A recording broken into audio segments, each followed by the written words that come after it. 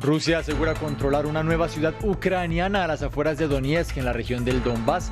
Desde el gobierno de Kiev afirman que todavía hay en marcha una batalla feroz.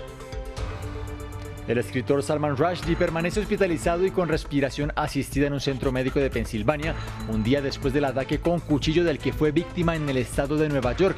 El acusado, un joven de 24 años, se declaró inocente. Se cumplen 75 años de la partición entre India y Pakistán. Este proceso que separó a estas dos naciones dejó a millones de familias alejadas con un trasfondo religioso y a lo largo de 3 guerras. Bienvenidos a una nueva emisión informativa en la pantalla de France 24. Gracias por continuar con nuestra señal. Yo soy Juan Pupiales. Comenzamos en Ucrania porque 2 nuevos barcos con granos partieron desde el Mar Negro y ya son 16 los navíos que han salido del país como parte de un acuerdo respaldado por Naciones Unidas. Los de este sábado son 2 embarcaciones con banderas de Barbados y de Islas Marshall que portan 12.000 toneladas de maíz y 3.000 de semillas de girasol. Ambos partieron rumbo a Turquía, país que firmó este acuerdo con Ucrania y Rusia en medio de una escasez de estos insumos a nivel mundial, sobre todo en naciones en vías de desarrollo.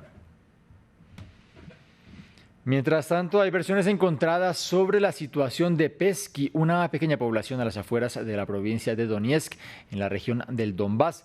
Mientras Rusia asegura que tiene el control total de esta localidad, el gobierno ucraniano afirma que allí siguen librándose feroces combates. Por otro lado, el presidente ucraniano Volodymyr Zelensky pidió a Europa que los ciudadanos rusos no puedan cruzar la frontera hacia el bloque comunitario. Andrés Granadillo nos tiene el informe. Cae otro objetivo en la región de Donetsk. Eso fue lo que reportó el Ministerio de Defensa ruso, que afirma haber tomado el control de la localidad de Peski. El portavoz del Ministerio de Defensa de Rusia, Igor Konashenkov, dijo: Las Fuerzas Armadas de la Federación Rusa continúan una operación militar especial en Ucrania. Como resultado del avance de las fuerzas rusas y prorrusas, Piski, en la República Popular de Donetsk, ha sido completamente liberada. Cerca de Kramatorsk, en la República Popular de Donetsk, un sistema de cohetes HIMARS y un depósito con municiones fueron destruidos. Precisamente cohetes rusos alcanzaron Kramatorsk el viernes en la noche, causando la muerte a 3 personas y dejando 11 heridos. Alina asegura haber sobrevivido por estar guarecida en su casa. Es bueno. Si estuviéramos en la calle, no estoy segura de que pudiéramos hablar con usted ahora. Todos los elementos de los proyectiles están en el patio. El hecho de que estuviéramos dentro de la casa nos salvó. Solo esto. Tras los ataques que no cesan y la guerra que ya completa casi 6 meses, el presidente Volodymyr Zelensky insiste en el bloqueo a Rusia y a sus ciudadanos. En primer lugar, se debe garantizar que los asesinos rusos y los cómplices del terrorismo de Estado no puedan usar las visas Schengen. En segundo lugar, la idea de Europa en sí misma no puede destruirse. Nuestros valores europeos comunes no pueden destruirse, lo que significa que no podemos convertir a Europa en un supermercado donde no importa quién venga. Lo único que importa es que se paguen las compras. Entre tanto, Moscú advirtió a Washington que si Estados Unidos convierte en ley la propuesta de proyecto presentado en la Cámara de Representantes que pide declarar a Rusia como un Estado patrocinador del terrorismo, las relaciones bilaterales se destruirían por completo. No abandonamos Europa porque miles de peces aparecieron muertos en el río Oder, un importante afluente de Europa Central, conocido en los últimos años por ser relativamente limpio y por albergar a unas 40 especies domésticas de peces. Alemania y Polonia investigan las causas del desastre, mientras que los expertos pronostican que podría necesitar años para recuperar su estado natural. Ariana Villacorta nos amplía. Es una catástrofe ecológica. Miles de peces han aparecido muertos en el río Oder, que atraviesa Alemania y Polonia, lo que ha provocado advertencias de un desastre medioambiental. Veo a los animales morir ante mis ojos. Sé que los pescadores perderán su medio de vida, que los visitantes de nuestro parque nacional que quieren experimentar su vida salvaje desaparecerán en unos años. Ambos países están trabajando para encontrar el origen de la contaminación, creando una discordia entre ambas naciones. Inicialmente, los expertos atribuyeron este desastre a los bajos niveles de agua y a las altas temperaturas debido a las recientes olas de calor en Europa. Pero los primeros análisis realizados desde Brandeburgo detectaron sustancias tóxicas que podrían proceder de vertidos de mercurio, probablemente de una planta industrial polaca. Esperemos tener ahí más información y, por supuesto, espero una total aclaración y transparencia de la parte polaca sobre lo que ocurrió, lo que llevó a este desastre.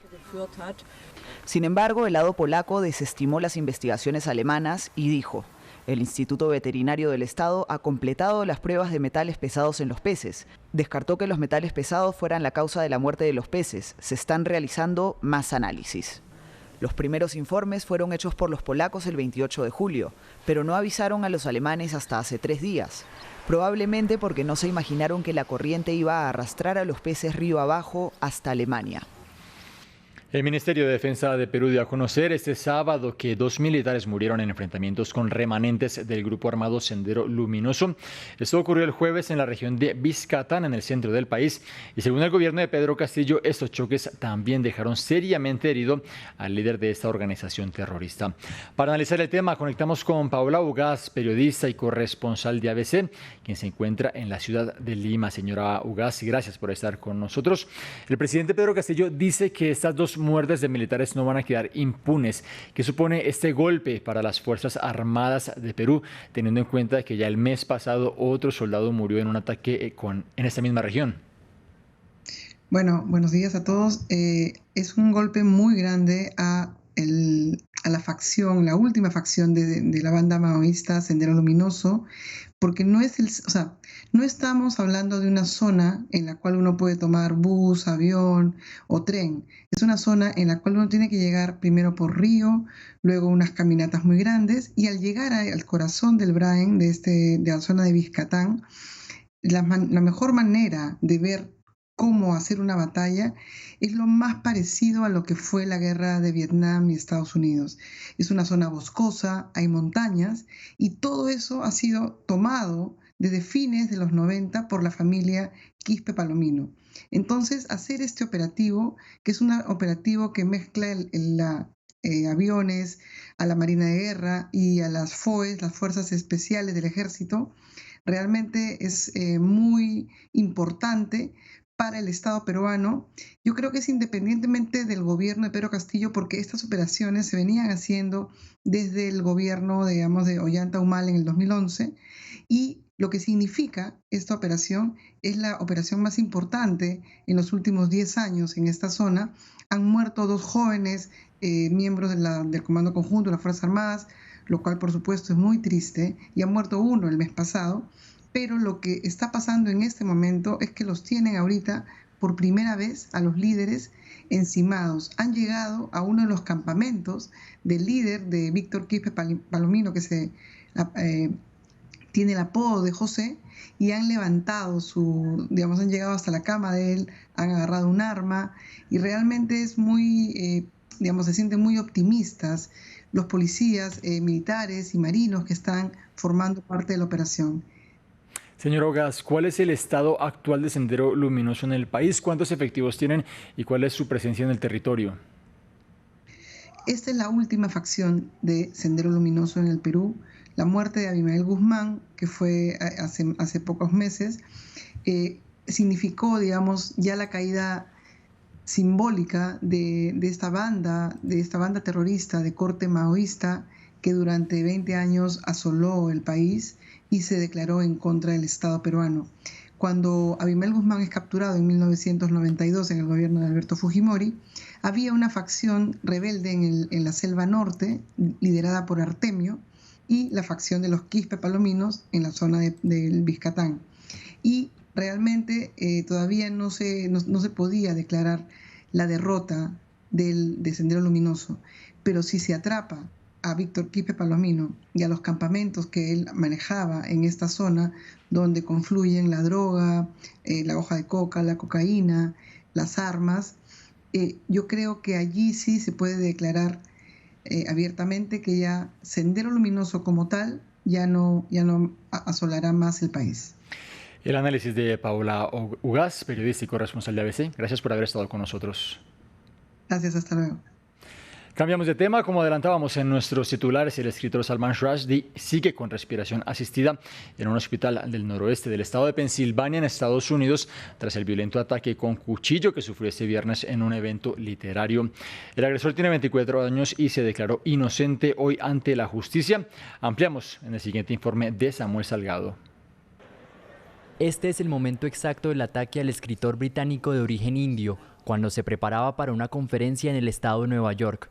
La policía pudo someter al agresor de inmediato, a quien identificaron con el nombre de Hadi Matar, quien este sábado se declaró inocente de intento de asesinato en segundo grado y de otros cargos a los que se le acusa. La próxima cita con la justicia será el 19 de agosto. Mientras tanto, deberá permanecer en prisión preventiva.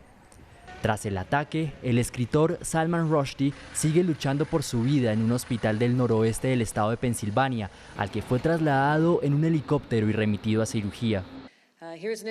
Es un individuo que ha pasado décadas diciendo la verdad al poder.